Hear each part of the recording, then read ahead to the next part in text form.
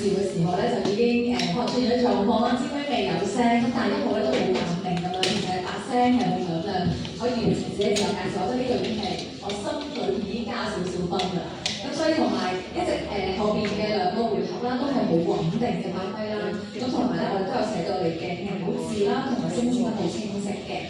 咁唯一我覺得有少少可以挑剔嘅咧，就係可能開始嘅時候咧，未係好進入狀態，就唔係好記得笑。咁所以我覺得如果可以本身你笑容咁好睇咧，咁如果 keep 住有笑容嘅話咧，就更加好啦。咁而且咧喺雙人主持嗰部分咧，就需要注意翻咧，就係可能你同一個拍檔去合作嘅時候，你哋兩個聲音嘅 balance 嗰個方面要注意咯。即係如果佢一個聲字咁響亮嘅時候，第二個可能要調整一下，點樣先可以有一個和諧啲嘅表現出嚟咁樣。咁同埋2號係啦。2號咧就咬字都係非常清晰，其實大家基本功我都覺得唔錯嘅，咁而且聲線都係好聽，但係咧就真係有少少緊張，咁相信可能係今日呢個表現上邊可能係唔夠好自信啦，特別係喺夠鐘叮叮叮嘅時候咧就會突然間緊張咗啦，咁所以其實呢啲咧都係一啲可能預計到會出現嘅情況，所以呢個可能喺你準備賽事之前咧要考量到會出現呢啲情況嘅時候，自己點樣處理，即係可能再諗多啲咁樣就會更加好。但係你個導演咧係非常之用心，我係有留意到嘅，咁希望繼續加油。好，咁我想點評下咧，我哋中學組嘅3號同埋4號兩位選手嘅。3號嚇，我哋中學組嘅萬花叢中156，俾啲掌聲先。或者一位中學組嘅男性嘅司儀嚇，咁我都寫到話你嘅口字好清晰啦，高音都好到位啦，咁份稿咧原創性都完整性都好強啦。但係我相信你都聽講過抑揚頓挫呢4個字嘅，咁呢4個字呢個原則咧，唔單止喺一句説話當中，係喺成段內容嘅表達當中都要注意嘅。咁我聽到你嘅聲音嘅表情咧好豐富嘅，所以聲音表情就話我唔睇你，我聽你把聲，我都可以感覺到你情緒嘅變化嘅。咁我就覺得可能欠缺少少嘅就係你聲音表情上面嘅重點啊，即係聽落咧好平，即係成段嘅內容咧好平。但係咧，我聽唔到啲重點咯，所以我覺得以後可以加強少少嘅。咁4號咧欣希係欣希，我覺得你個形象咧好羅大方嘅。你個問題係你好依賴份稿。咁我哋喺主持嗰陣時咧，其實有程序性內容啦，同埋原創性內容嘅。咁我覺得如果你熟份稿之後咧，可以喺原創性嘅內容上邊咧收放自如啲。唔好過分依賴份稿，可以用自己嘅方式去表達。咁其實你呈現嘅狀態咧，會仲加自信啲嘅。加油！那作為今天唯一一位來自內地的評審，我想特地點評一下我們高校組的3號選手啊。我們先給他一個掌聲，好不好？今天唯一一位用國語來參加比賽的這位選手，當然，我覺得你現在已經做到了收放自如的這樣一種狀態。但是我想提出一點建議，就是什麼呢？內地的主持人有一套既定存在很久的一套訓練的方式，但我相信可能你在接受相關的知識的同時呢，就是可能會被這套模式深深的影響。那我會覺得你接下來要做的是尋找自我的個性，就是我能看到的面上的東西，現在還是非常的制式化跟程式化，所以它會有一點點脫離時下當下的審美。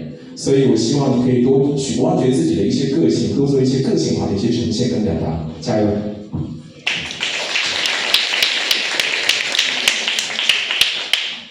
好，咁就點評第5號啦，坤睿啦。咁頭先咧喺兩個唔同嘅環節當中咧，其實首先就係你嘅衣着啦，我都見你今日應該係識得挑選嘅。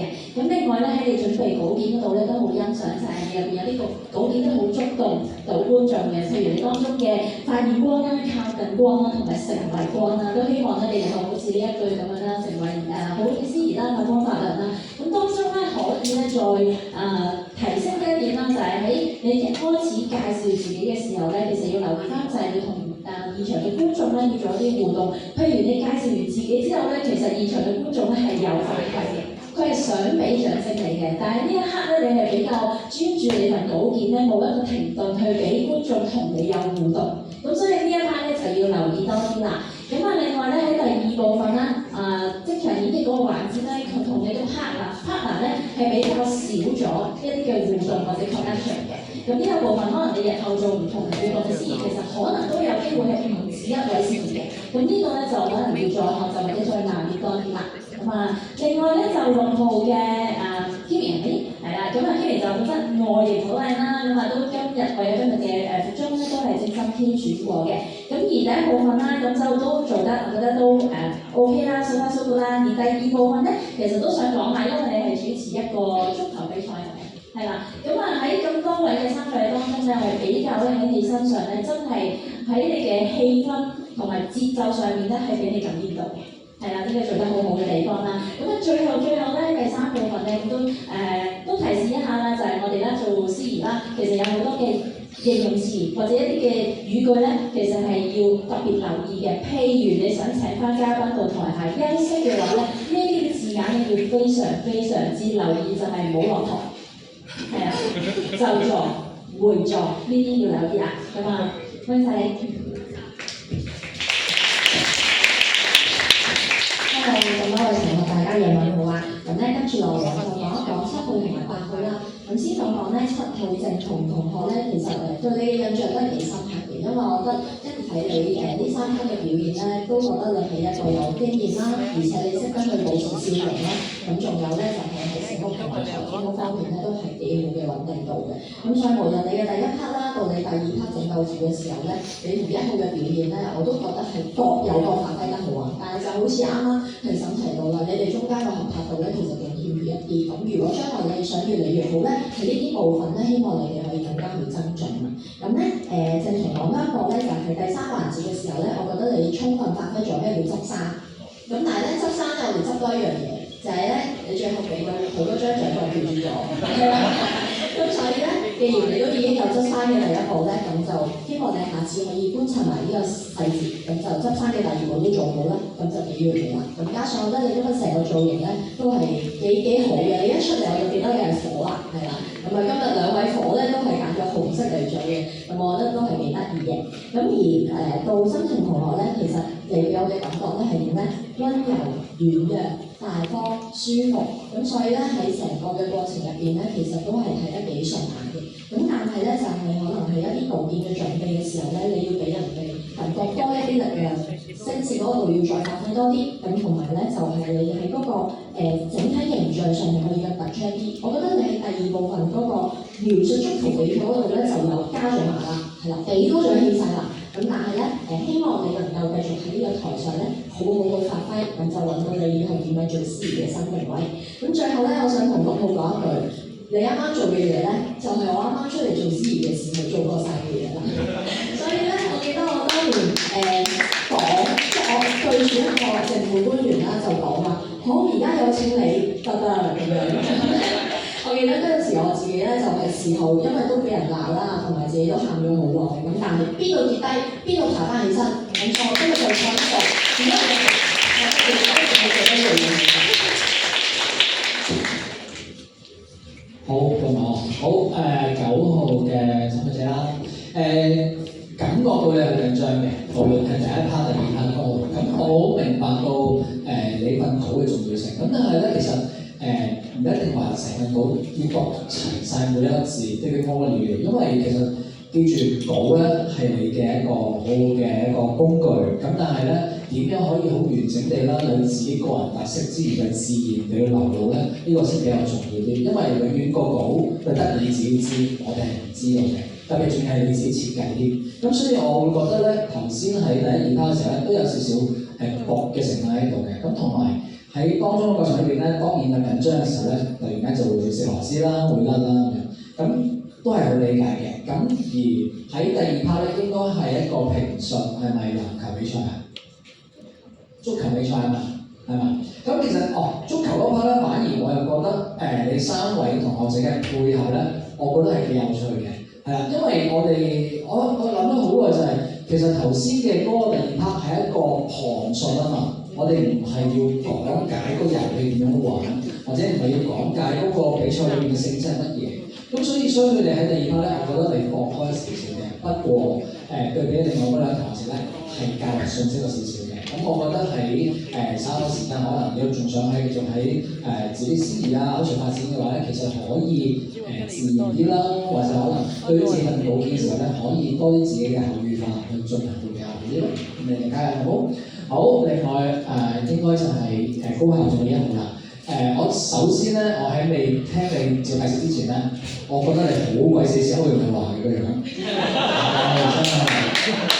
真係你唔識佢㗎啦，唔緊要嘅，冇乜所謂嘅，佢人乜嘢都幾好㗎，都係幾好嘅。咁但係我漏咗咧，佢靚仔啲嘅 ，OK， 佢冇嚟，所以我可以講咩都得。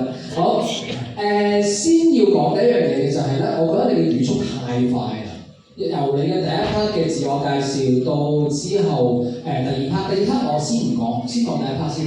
既然一個咁重要嘅自我介紹嘅環節，其實你應該係要慢慢可以享受喺你嗰個時間，去俾大家認識你呢個人。其實係咪一定要每一粒字都要讀晒咧？我覺得真係唔係嘅。必要嘅互動啦，必要嘅同觀眾之間嘅 give and take 係好緊要。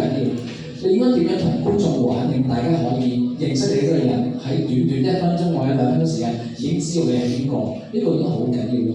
咁所以喺頭先嘅過程裏邊咧，就有一種就係我要追住你嘅文字去聽下你講啲乜嘢，跟住我都未聽完就已經記住下一句啦，呢個比較快少少咯。第二 part 咧，我覺得比較嚴重啲嘅。第二 part 咧，你應該係講緊魔術嘅，係啦。其實真心講啊，觀眾咧就並唔係幼稚園嘅同學仔。嗱，呢啲紅色啦、藍色啦、綠色波，見到跌落嚟啦，佢跌咗落嚟啦，冇錯啦。其實咧，成個過程裏邊嘅片段，其實觀眾嘅世界佢知道發生咩事喎。反而我會想期待，會唔會係你去講解下咧，介紹緊呢一個比賽裏邊嘅時候，點樣營造到嗰個氣氛，讓大家覺得嗰件事真係好神奇咧？咁呢個會比較重要啲，個趣味性會強啲。最後我都係想即係當然我請你兩位同學仔啦，但係其實今晚即係學生司儀比賽裏邊咧，我自己睇得好開心嘅，因為大家都好多，即係我覺得你 acting 好勁啦嚇。即係要做演員嘅話，但係係咯，但係我覺得如果我俾你，我會俾你低分啲嘅。佢點解呢刻按波劍袍嘅咧？波劍袍㗎，你都諗㗎啦，係嘛？你唔會開頭㗎嘛，雖然翻工。OK， 好啦，最後咧，希望大家有好成績啦，同埋我都會俾一個最好嘅忠告俾大家，就係嚟緊11月1號咧，就將出我第2張個人專輯嘅，大家咧就有時間就可以係11月1號啦嘅下午4時35分咧，就可以去天文館咧嘅科學館嗰度咧，就會有我嘅專輯報導嘅，啲歌都真係幾好聽㗎，多謝晒，拜拜。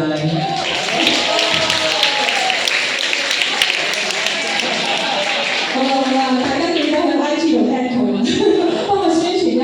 咁大家好，我係陸美啦。咁我就接住頭先就嚟出專輯嘅嗰位評審咧，就評價一下我哋2位嘅高校組嘅學員啦。咁第一位咧就係呢個爸爸啦，係啦，爸爸好犀利啊，真係可以面對住5號嘅攻勢咧，其實佢成個環節咧佢都冇笑嘅，係。但係其實咧，雖然佢冇笑，但係其實咧佢3個環節裏面嘅表情管理係做得好好嘅。因為咧，我哋喺好多時做司儀嘅時候咧，除咗你要顧住自己嘅稿件之外咧，其實你帶出嚟嘅表情啊係好緊要，對於成個嘅互動嚟講。咁咧，我另外就睇你第一部分啦。第一部分其實你聲線未必係最靚，係啦，但係你係比較自然嘅，你講出嚟嘅嘢係比較自然，令人舒服嘅。有一啲嘅其他嘅參賽者啦，其實都要有一樣嘢要留意，就係我哋講嘢嘅時候唔好太朗盡。係啊，呢樣嘢係好緊要。我哋作為一個主持人又好，司儀又好，我哋去講嘢嘅時候要比較自然啊，好似同你傾緊偈咁樣，你要將你嘅信息帶俾人哋。又或者有一啲嘅稿件其實唔需要寫到咁深，我哋唔考語文啊。係啦，要簡單易明，令到人哋去明白究竟我哋即將要講嘅係啲乜嘢，呢個係好關鍵嘅。咁第一部分係俾啲 hint 大家啦。咁而點評一下第2部分嘅，就係頭先我講話，你可以面對住5號嘅強攻，都可以忍住唔笑，真係非常之好啊呢一樣嘢。咁稍為咧喺第3部分咧，我覺得咧就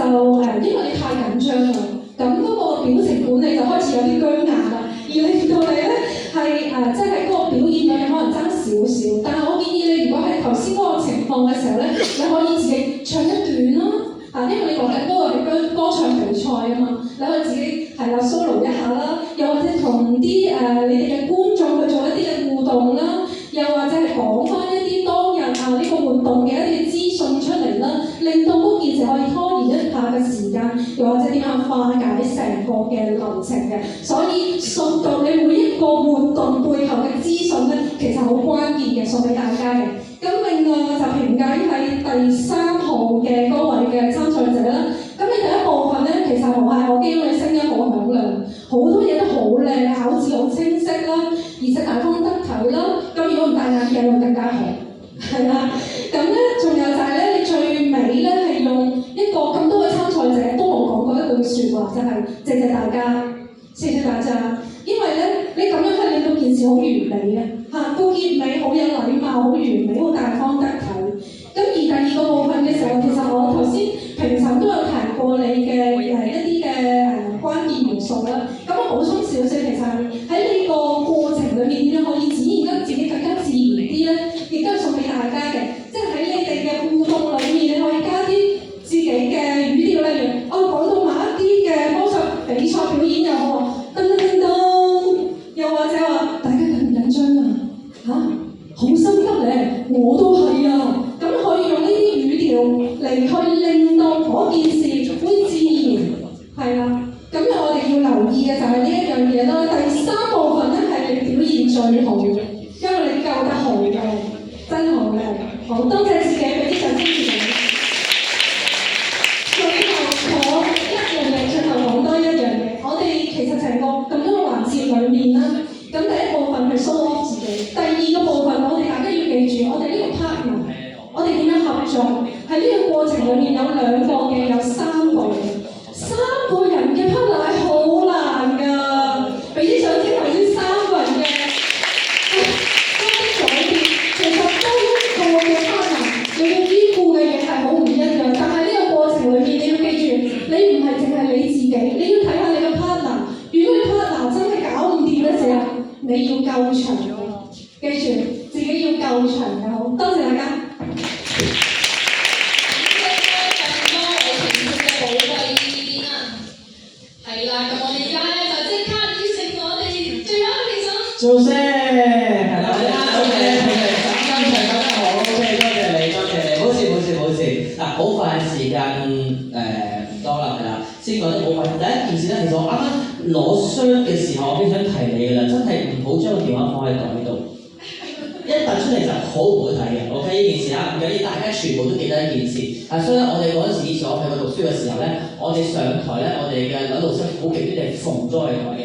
佢唔要插袋，佢唔要放嘢喺入邊，因為的而且確呢個唔係一件美觀嘅事。同埋嗰啲緊張嘅時候插袋或者喺度揦住啲褲腳嘅話，都係俾人見到你係緊張嘅，因為大家要記住啊。第二件事，唔好意思，我笑得好大聲啱啱係啦。咁咧唔等於咧係對大家嘅一個嘲笑話，係因為我覺得我 enjoy 緊呢件事，我係睇緊你哋每一個人好落力咁樣表現。咁當然咧，有時我喺台下，你台上做工作嘅時候，台下都有好多唔同嘅一啲叫干擾嘛，可能笑啊，可能突然之間響電話等等嘅話，咁但係其實對於呢一啲嘅干擾，大家都係非常之淡定嘅舞台上面呢個底層嘅。好啦，第一個回合嗱，開場白咧，我覺得應該有啲嘢要喺開場白嗰度講嘅，但係我好期待去聽嘅，但係咧我就聽唔到。咁有啲同學咧就一下就將咗落去介紹嘉賓，我相信呢個太快啦。就我相信分半鐘應該係有分半鐘應該要講嘅嘢嘅 ，OK？ 咁所以喺呢個設計上邊，如果我作為主辦單位嘅話，我希望你用呢分半鐘介紹我哋多少少，而唔係簡單幾句就去到介紹嘉賓。雖然順暢，但係若言之順暢做，呢個大家都可以注意一下。今朝早嘅時候非常之有個問題，啱啱一路問緊嘅就係、究竟我哋司儀會唔會被 AI 取代？我對唔住，我直接我唔信有份講係呢個學係你寫嘅，你呢個係 AI generate 出嚟嘅，所以我嘅意思係話，唔係 AI 取唔取代你哋，係你哋願唔願意自己被 AI 取代？你哋係將個機會俾咗 AI 而家係，你明我意思嘛？對唔住，有我中文程度麻麻地啊，有啲詩詞歌賦我真係唔知講緊乜嘢。OK， 你必須知道我哋係咩人先，唔係你好嗨講咗兩句，哇好正呢兩句先嘅係咪？我記咗揀整幾個咧，我呢咁嘅抒發情況冇人知你講咩啊 ，sorry。OK， 令到我點啊？我同你冇共鳴，做點樣樣啊？我唔想聽你講嘢。非常之多咁嘅狀況喺呢一度。我唔係話你有用 AI， 但我懷疑有 AI。如果你真係用 AI 嘅話，諗清楚呢件事。好唔好啊 ？OK， 你可以寫咗個底，俾 AI 佢俾多啲嘅建議俾你。啊，呢件 OK。第二唔係就係一句，我會有 question mark 嘅條件咯，尤其是喺比賽嘅時候。好，去到第二 round 嘅話咧，嗱，我 expect 你哋應該係冇睇過段片嘅，喺我哋嘅感覺，即係當然有睇過啦。但係我覺得你哋喺第一刻睇段片，跟住未必咧，你有講話點解可以完全冇睇住個 mon 就可以不斷講嘢咧？我唔呢件事啊。OK。非常之弊嘅一件事嚟嘅，個 mon 裏面有好多精彩嘅東西㗎，哇佢射咗啦，哇俾人擋咗出去啊，哇佢鏟佢啊，等等等等，你只係跟住份稿去講，呢個係想起我當年我做闖關嘅時候同你哋嘅錯係一模一樣，我喺嗰個位俾人偷走啦。我覺得嗰時我做扯鈴嘅，我一路喺度講扯鈴嘅，第二個出嚟，我伸手都係可以講嘅，係咪？但係我完全冇理到個 mon 啊！你哋啱啱好多就有一個狀況喺度，記得一件事係啦，做旁述，我寧願你等低份稿，講到一啲 mon 嘅嘢，都好過我對住份稿，但係聽緊啲好似同我睇嘅嘢唔對稱嘅東西。希望大家都可以注意翻件事。對唔住，我哋準備4號嘅朋友嘅 ，OK，4號係啦，你有一個非常之獨特嘅節奏嘅 ，OK， 係啦，呢個節奏咧，我話俾大家聽係非常之難去捉摸嘅。咁所以第一件事你要學識就係喺你自己個人做嘅時候，你可以保持你自己點做嘅節奏，只要你覺得你做到件事都 OK。但係當你同人哋拍嘅時候，對唔住，你係有拍檔嘅，你應該要同夾拍嘅節奏都係得。拍檔亦可以同你搞夾，你係同夾佢話搞夾，希望攞到個平衡喺度。如果唔係嘅話，我哋睇嘅時候就變咗好似佢做緊佢嘅嘢，你做緊你嘅嘢嘅時候咧，呢個唔係咁好睇喺舞台上邊。希望呢個都作為一個學習好嘛。OK， 好，多謝你 ，thank you。我哋再次感謝咁多位朋友啦，寶貴嘅點評啊！相信咧大家都吸收到啦，亦都收穫滿滿㗎啦。亦都希望啦，你哋喺未來嘅司儀路上同埋舞台上咧，繼續可以閃閃發亮。咁接住咧就係我哋緊張刺激嘅頒獎環節啦。好啦，我哋都有請啦，啱啱中學組同埋高校組嘅各自嘅3強咧，先嚟到台側咧做準備，亦都有請其他嘅參賽者咧先到台下稍作休息啦。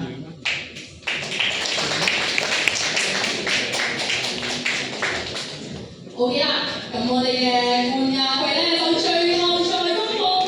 咁我哋首先就會頒發嘅咧就係我哋嘅最具人氣獎啦。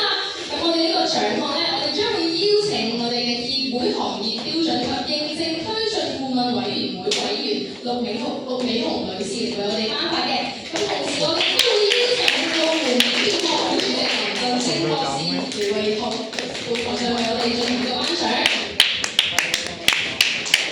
大家對於呢個最具人氣獎嘅呢個頒獎選手有冇一個心水嘅選手啊？人氣獎係邊個啊？俾啲聲嚟聽好唔好啊？出口嘅我好啊！係咯，好嘅，咁大家有冇好啊？我哋最具人氣獎嘅獎者就係陸浩真。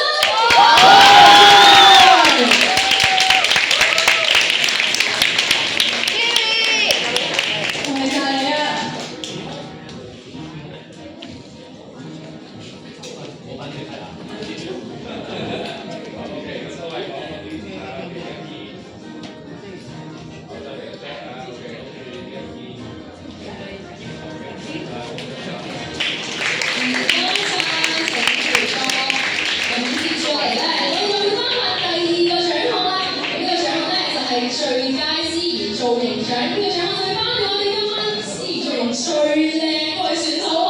咁大家有冇啲心水嘅一個選手啊？俾啲聲嚟聽下好唔好啊？雷神係咪雷神咧？咁我哋而家即刻進行頒發啦。咁我哋嘅呢個最佳司儀造型獎嘅得獎者就係啦。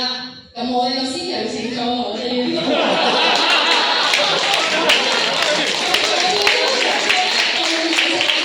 越強公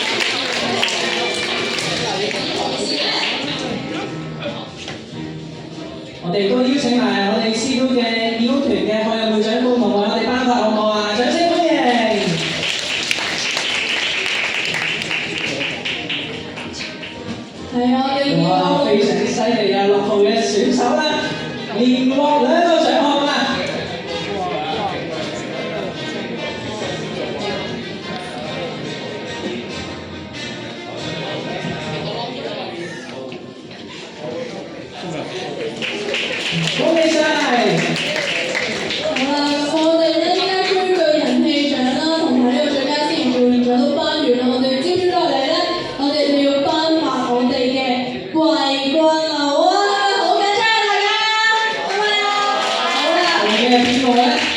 係公佈呢個之前咧，我哋咧就有請我哋嘅學聯秘書長斯利蘭女士上台為我哋頒獎，以及我哋嘅牧師及主持人協會副會長袁佩欣女士上台為我哋頒獎嘅。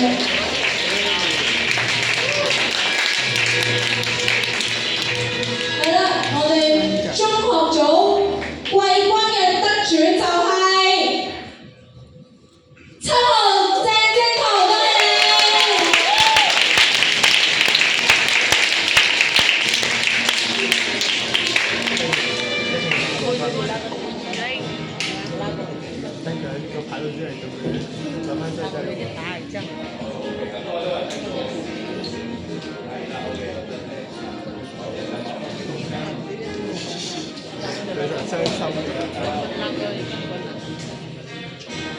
好，恭喜晒，請各位到台下告狀。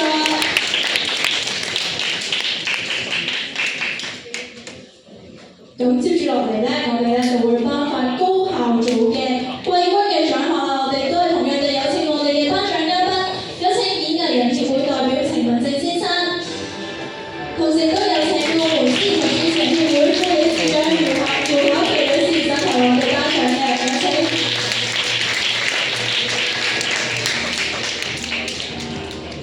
我哋高校組咧獲得季軍嘅同學就係3號金陽蘇月，恭喜你！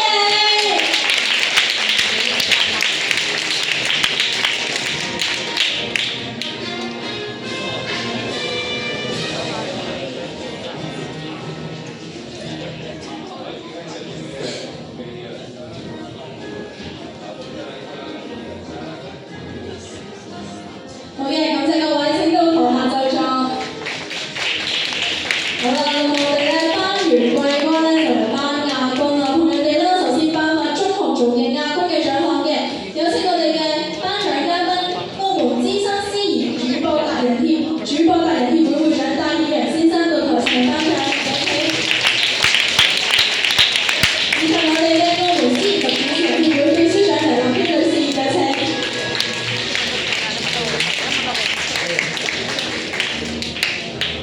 獲得我哋中學組亞軍嘅同學仔咧，就係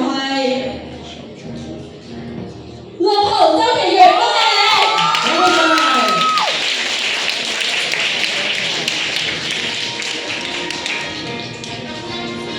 哇，周其月同學今晚係橫掃各項獎項啊，係嘛？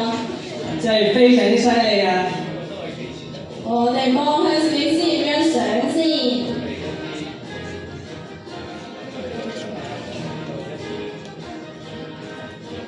好嘅，恭喜晒，請到台下就座。接住落嚟咧，就會頒發高校組亞軍嘅獎項啦。有請澳門司儀及主持人協會代表埃兒副會長上台為我哋頒獎，有請。以及我哋澳門司儀及主持人協會理事長唐韻妮女士，有請。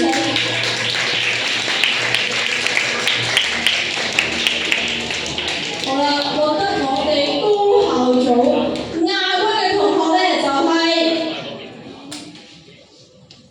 5號陳建宇，恭喜你！今日雷神可以攞到亞軍，真係十分之恭喜晒啊！對得起雷神之錘嘅同學，我而家係啤杯㗎啦。好，我哋一齊望向前方嘅攝影師。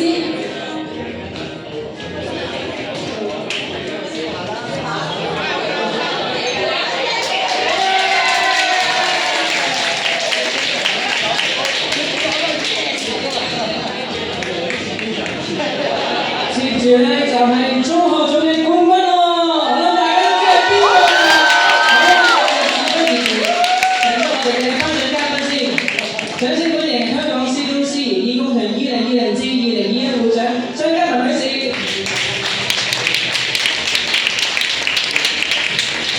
同埋我哋澳門司儀及主持人協會會長周啟明先生為我哋頒發冠軍。